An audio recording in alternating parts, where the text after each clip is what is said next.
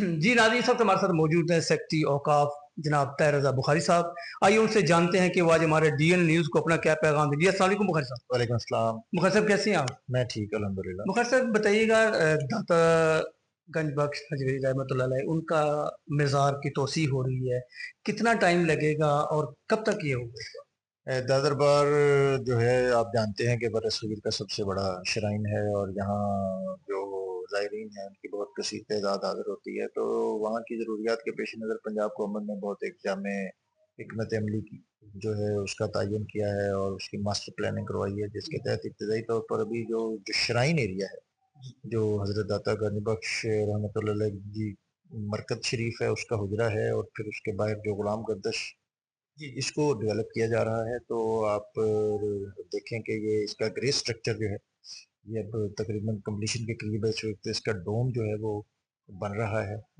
जो इसके बरामदे, इसकी आर्चेज़ और इसकी राहदारियाँ जो हैं वो उसका ग्रे स्ट्रक्चर मुकम्मल हो चुका है। जो हज़रत ख्वाजा मोइनुद्दीन चिश्ती का हुजरा है, उसकी तामीर इस वक़्त वो भी जारी है। और इस सारी डेवलपमेंट जो है इसके नतीजे में जो तादाद है वहाँ जो पहले इर्द-गिर्द ज़ायरीन वो 2000 थे, वो बढ़ के 5000 हो जाएगी।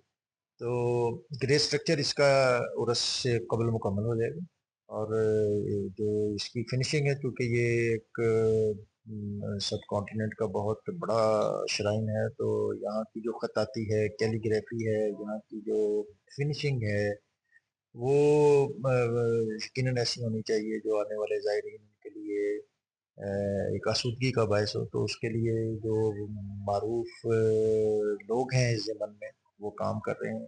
इसमें जो इंतखाब है अशार का, आयात का, अहादीस का, उसके लिए एक फुल फ्लेज कमेटी वो काम कर रही है। सीएम कमेटी वो उसने भी इस पे फोकस किया हुआ है। सीएनडब्ल्यू, पीएनडी, मेजर अली दादा, नेस्पाक, ये जितने माहिर अफराद और इदारे हैं ये भी ऑन बोर्ड हैं।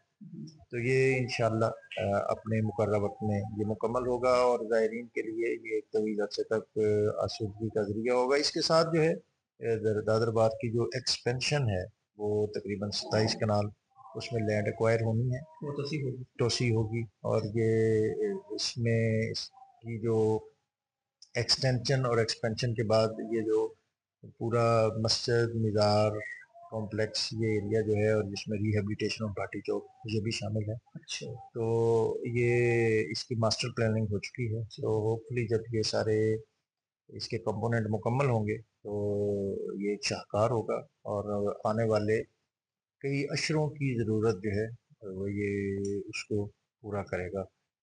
इसके साथ दीगर जो श्राइन हैं उन पर भी इस वक्त काम जारी है और मैं बतौर ख़ास यहाँ ये भी ज़िक्र करना चाहता हूँ कि जो मौजूदा बजट पंजाब गवर्नमेंट ने पेश किया उसमें चीफ मिनिस्टर पंजाब के विजन की रोशनी में पंजाब के जो मीज़ारात और मसाजिद हैं उनकी रिहेबिलिटेशन का एक बड़ा जामे जो प्रोग्राम है वो पेश किया गया, जिसके तहत 40 डेवलपमेंट स्कीमें जो हैं जिसकी लागत 3 अरब रुपए है, अच्छा। वो चीफ मिनिस्टर पंजाब उन्होंने उसकी मंजूरी दी है और उसमें जो कि औकाफ के मिनिस्टर हैं चौधरी शाफिर हुसैन उनकी बड़ी एफर्ट है।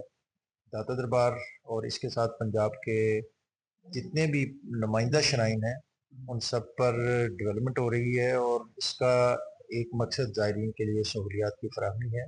पुराना स्ट्रक्चर है, उसकी रिजर्वेशन प्रिजर्वेशन है और कंजर्वेशन है और इसके साथ जो सूफिया का मैसेज है उसकी तरवीज वो बहुत अहम है। ये इसलिए कि इस वक्त हमें जो सोसाइटी में माशरे में जिन चैलेंजेस का सामना है उसके लिए सूफिया के ये पैगाम जो मोहब्बत, अमन, वफादारी और इंसान दोस्ती पर मबनी है उसको आम करना बहुत ज़रूरी है।